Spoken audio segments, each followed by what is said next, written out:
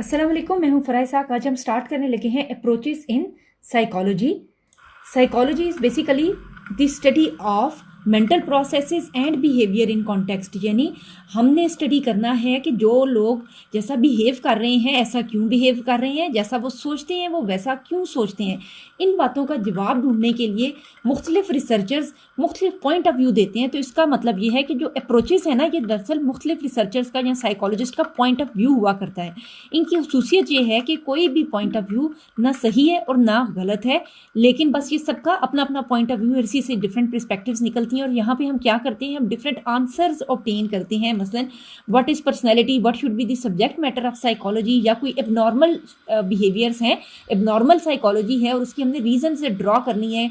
जिस तरह फोबिया है, फियर है, स्किज़ोफ्रेनिया है, इस तरह की बीमारियां हैं, तो हम आंसर्स ऑब्टेन करते हैं कि ये बीमारियां कैसे हुई हैं, क्यों हुई हैं और इनकी रीजंस क्या हैं।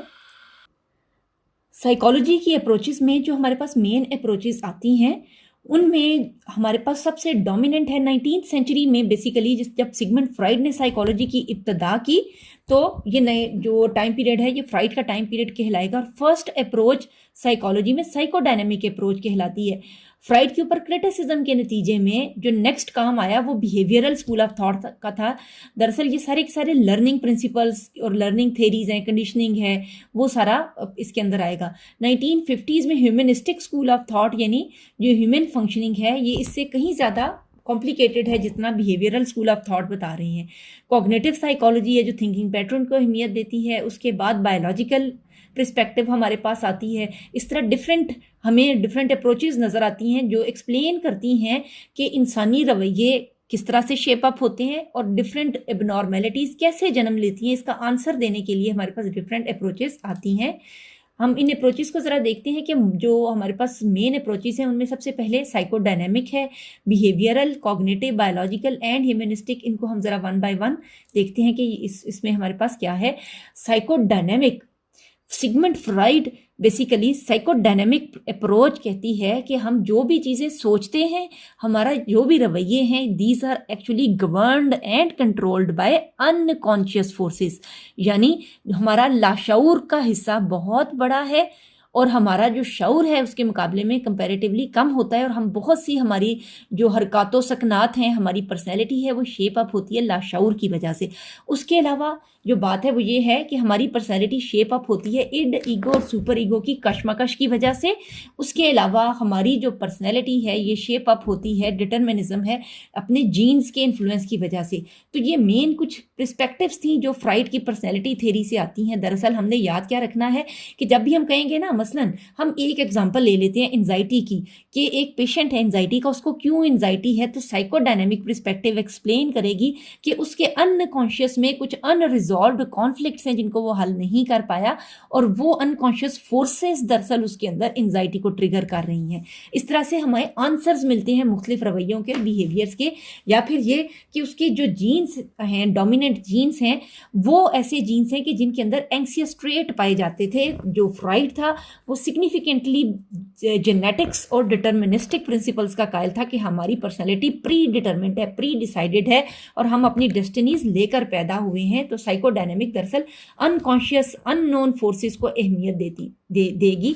अच्छा, इसके ऊपर जब क्रिटिसिज्म हुआ है कि ये फुली रिजॉल्व नहीं कर सकती इन चीज़ों को, और कुछ जो रिसर्चर्स थे उन्होंने डेविएट किया, तो जो अगली बड़ी मॉडर्न डे अप्रोच हमारे पास आती है वो बिहेवियरल पर्सपेक्टिव है। और आजकल की जो हमारी मॉडर्न डे साइकोलॉजी है, अप्लाइड साइकोलॉजी है, क्लिनिकल साइकोलॉजी है, ये बिहेवियरल प्रिंसिपल्स के ऊपर चलती है। बहुत सी थेरेपीज बिहेवियरल प्रिंसिपल्स पे चलती हैं। बिहेवियरल प्रिंसिपल्स क्या हैं कि अनकॉन्शियस चीज़ें या जो नज़र ही नहीं आती, जिनको हम टेस्ट नहीं कर सकते, जो एक्सपेरिमेंटेबल नहीं है, जिनको ऊपर हम रिसर्च नहीं कर सकते, जो नॉन साइंटिफिक है, वो वेक है, उनको हमें वो हमारी पर्सनैलिटीज़ को और हम स्टडी ऑफ साइकोलॉजी को साइंटिफिक बनाने से कासिर है। तो बिहेवियरल स्कूल ऑफ थॉट जो लर्निंग प्रिंसिपल्स पर बेस्ड है, यानी हम चीज़ों को और पैटर्न्स को सीखते हैं, चीज़ों को लर्न किया जाता है तो उनको अनलर्न भी किया जाता है। क्लासिकल कंडीशनिंग, ऑपेरेंट कंडीशनिंग और मॉडलिंग प्रिंसिपल्स बिहेवियरल अप्रोच के अंदर आएंगे। मसलन अब हम वही एग्जांपल कैरी करते हैं एंजाइटी वाली। जैसा कि साइकोडायनेमिक स्कूल ऑफ थॉट ने कहा कि anxiety is due to unconscious conflicts in mind. Behavioural क्या कहेंगे, मसलन क्लासिकल कंडीशनिंग कि हमने हमारे जहन में फियर और फोबिया किसी चीज़ के हवाले से प्रोड्यूस हुआ, किसी मसलन आपने कोई रोड एक्सीडेंट देखा और उसके बाद आपके जहन में बच गया कि जब भी हम कहीं बाहर जाएंगे तो एक्सीडेंट ना हो जाए। अब ये फियर ऑफ एंटीसिपेटेड डेंजर है और ये एंजाइटी प्रोड्यूस कर रहा है, तो अब ये क्लासिकल कंडीशनिंग है। इसी तरह से ऑपरेंट कंडीशनिंग, हमने लर्न कर लिया है, हमारे जब हम बहुत ज़्यादा मुहतात हो रहे हैं तो उन बिहेवियर्स को रेनफोर्समेंट मिलती है, हम सेफली घर आ रहे हैं, तो सेफली घर आना हमारे लिए रेनफोर्सिंग है और वही पैटर्न एंक्सियस होने का हम सीखते चले जा रहे हैं, ये ऑपरेंट कंडीशनिंग है। अब मॉडलिंग और इमिटेशन क्या कहती है, हम अपने बड़ों को, बुजुर्गों को, घर वालों को या किसी सिग्निफिकेंट फैमिली मेम्बर को ये देखते हैं कि वो बहुत परेशान हो जाता है जब वो घर से बाहर जाता है और उसको ये डर रहता है कि रोड सेफ्टी का बहुत ख्याल रखा जाए, तो हमने वही पैटर्न अडॉप्ट कर लिया, सीख लिया, इमिटेट कर लिया, मॉडल कर लिया, लर्न कर लिया, ये सारे वर्ड्स आते हैं, ये बिहेवियरल अप्रोच कहलाएगी। अब देखा, कोई भी चीज़ सही या गलत नहीं है, सबका अपना पॉइंट ऑफ व्यू। एक सिगमंड फ्राइड का आया और बिहेवियरल प्रिंसिपल्स में ये है कि एक्सपेरिमेंटेबल थे, ऑब्जेक्टिव थे और इनके ऊपर बहुत ज़्यादा एक्सपेरिमेंटेशन और रिसर्च हमें देखने में मिलती है। उसके बाद हमारे पास अप्रोच आती है कॉग्निटिव रिसर्चर्स ये मानते हैं कि जो सिंपल पैटर्न्स है ना, उनको तो हम बिहेवियरल पर्सपेक्टिव से एक्सप्लेन कर सकते हैं, कुछ रवैये हैं जो हमने सीख लिए हैं और चीज़ें, लेकिन हायर ह्यूमन फंक्शनिंग, हमारा जो ब्रेन है, हमारा सेरिब्रल कॉर्टेक्स है, फ्रंटल लूब है, ये बहुत ही वेल डेवलप्ड है और इंसानी मशीन बहुत ही कम्प्लेक्स है, हमारा माइंड सबसे कम्प्लेक्स मशीन है इस दुनिया की। तो behavioural perspective, even psychodynamic perspective भी सफिशेंटली हमारे बहुत से रवैयों को, हमारी एबनॉर्मेलिटीज़ को, हमारी पर्सनैलिटी को एक्सप्लेन करने से कासिर है। कॉग्निटिव स्कूल ऑफ थॉट या कॉग्निटिव अप्रोच बेस करती है कंप्यूटर मॉडल के ऊपर या ह्यूमन प्रोसेसिंग मॉडल के ऊपर, इंफॉर्मेशन प्रोसेसिंग मॉडल पे। जैसा कि कंप्यूटर है, इसके ऊपर हम की पैड के ऊपर रख के कुछ टाइप करते हैं, वो मदर बोर्ड में जाकर प्रोसेस होता है और उसकी आउटपुट हमें मॉनिटर स्क्रीन के ऊपर नजर आती है। ऐसे ही there is some outer stimulus, उस स्टिमुलस को लेकर हमारे ब्रेन के अंदर वो जाकर चीज़ सिंथेसाइज होती है, एवेल्युएट होती है, एनालाइज होती है और उसके बाद हमारे बिहेवियर में रिफ्लेक्ट होती है। तो कॉग्निटिव अप्रोच थिंकिंग पैटर्न को अहमियत देती है कि we are what we think about. हम इसलिए एंक्सियस हैं because we are thinking more and more cues related to anxiousness. हम उन चीज़ों को बार बार सोच रहे हैं, जो चीज़ हम सोचते हैं, प्रोसेस कर रहे हैं ब्रेन में, वही चीज़ हमारे आउटपुट में, हमारे बिहेवियर में शो होगी। तो इसको हम इंफॉर्मेशन प्रोसेसिंग मॉडल या इंफॉर्मेशन प्रोसेसिंग अप्रोच भी कहते हैं कि हम खुद से इंफॉर्मेशन को प्रोसेस करते हैं और उसको डिफरेंट मीनिंग्स उसके अंदर से ड्रॉ करके देते हैं। अच्छा, नेक्स्ट है, जिस तरह हमारे पास ये नीचे इसकी कुछ ना कुछ डिस्क्रिप्शन मैंने लिखी हुई है, लेकिन मैं सिर्फ एक्सप्लेनेशन दे रही हूँ, बाकी रीडिंग आप खुद से कर लेंगे। ह्यूमनिस्टिक स्कूल ऑफ थॉट और biological school of thought, cognitive के बाद जो हमारे पास अगली आती है वो आती है बायोलॉजिकल, बहुत इंपॉर्टेंट है, कॉग्निटिव के साथ ही आएगी। Basically biological school of thought बहुत से ऐसे मैकेनिज्म्स को एक्सप्लेन करती है। जैसे साइकोडायनेमिक के ऊपर जब क्रिटिसिज्म आया ना कि ऐसी चीज़ों पे बात की जा रही है जो अनकॉन्शियस है, जिनके बारे में हम नहीं जानते, तो अब हम कोशिश करते हैं कि हम ज़्यादा से ज़्यादा ऐसी चीज़ों पर बात करें जिनको हम कंट्रोल कर सकते हैं, चेंज कर सकते हैं, स्टडी कर सकते हैं, एवेल्युएट कर सकते हैं। और इनमें एक बायोलॉजिकल अप्रोच यानी बायोलॉजी और physiology of human behaviour and body, इसमें बॉडी की बहुत अहमियत है कि दरअसल our behaviours are governed by neurotransmitters and hormones और जीन्स, ये सारी चीज़ें आएंगी। जैसे कि स्किज़ोफ्रेनिया क्या है बीमारी, स्किज़ोफ्रेनिया में डोपामीन एक्टिविटी लोअर डाउन हो जाती है, डिक्रीज ऑफ डोपामीन स्टिमुलेशन।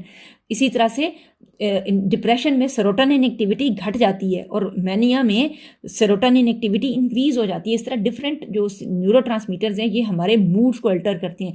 जिस तरह हमने देखा हेलुसिनोजन ड्रग्स जो हैं ये हेलुसिनेशंस क्रिएट कर सकती हैं, तो हमारी ब्रेन केमिस्ट्री जो है ये चेंज की जा सकती है। इसके अलावा हमने देखा कि स्किज़ोफ्रेनिया है ये हाईली जेनेटिकली डिटरमिन्ड है और 44% मोनोजाइगोटिक ट्विंस में ये पाया जाता है, तो ये भी इस चीज़ को करता है, इन्फ्लुएंस करता है। तो biological approach underlying biological principles के ऊपर बात करता है, न्यूरोट्रांसमीटर्स के ऊपर, इनहेरिटेंस और जीन्स के ऊपर, और इस तरह से हमें जेनेटिक पैटर्न और बायोलॉजिकल पैटर्न के बारे में पता चलता है कि हमारा बिहेवियर, हमारी बहुत सी बीमारियां और हमारे मेंटल प्रोसेसेस हमारी जो बायोलॉजी है उसके ज़ेर असर हैं और बहुत से न्यूरोट्रांसमीटर्स मेजर रोल प्ले करते हैं, उनको हम डिटेल से स्टडी करते हैं। उसके साथ ना, इसी के साथ बायोलॉजिकल अप्रोच के साथ एक एवोल्यूशनरी अप्रोच भी होती है, हम किसके साथ ही डालेंगे।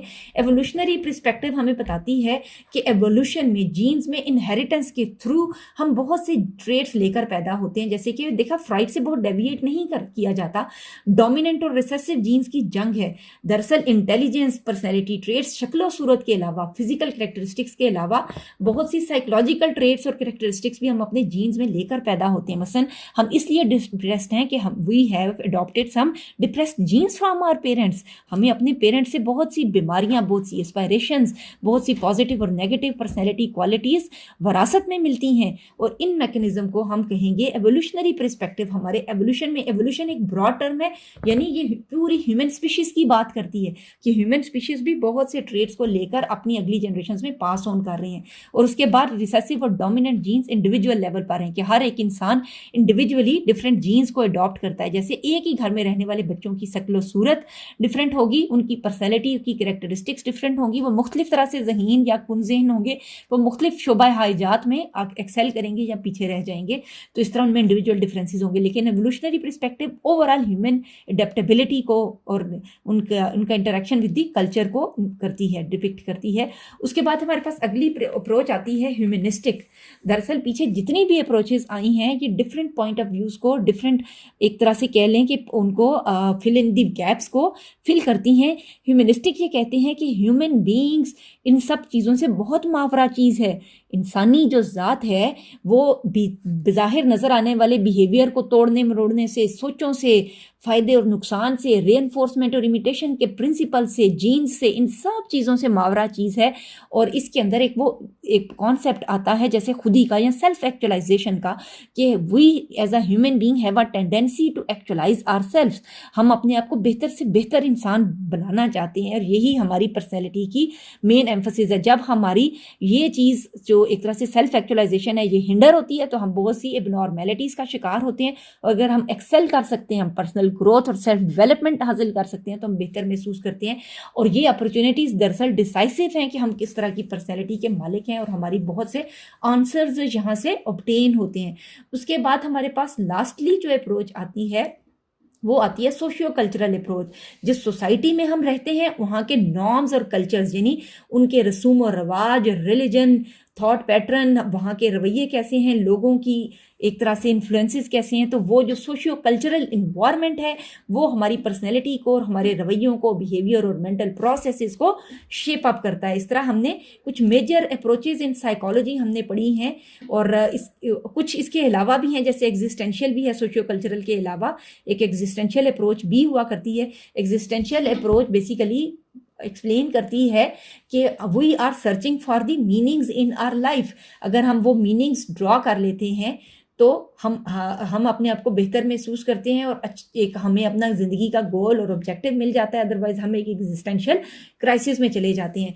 समटाइम्स कुछ ऐसी बीमारियां हैं या रवैये हैं जिनमें ये डिफरेंट पर्सपेक्टिव्स अपना अपना रोल प्ले करती हैं। कोई भी एक चीज़ के अंदर हम हर एक पर्सपेक्टिव को या अप्रोच को फिट इन नहीं कर सकते हैं। कई चीज़ों के लिए कोई एक पर्सपेक्टिव डोमिनेंट होगी और समटाइम हम जो एक तरह से डायाथीसिस की तरफ जाते हैं, यानी more than one perspective explain कर सकती है इस ह्यूमन बिहेवियर को। इस तरह से जो ये डिफरेंट अप्रोचेस हैं ये हमारे ह्यूमन बिहेवियर को अंडरस्टैंड करने में हमें मदद देती हैं।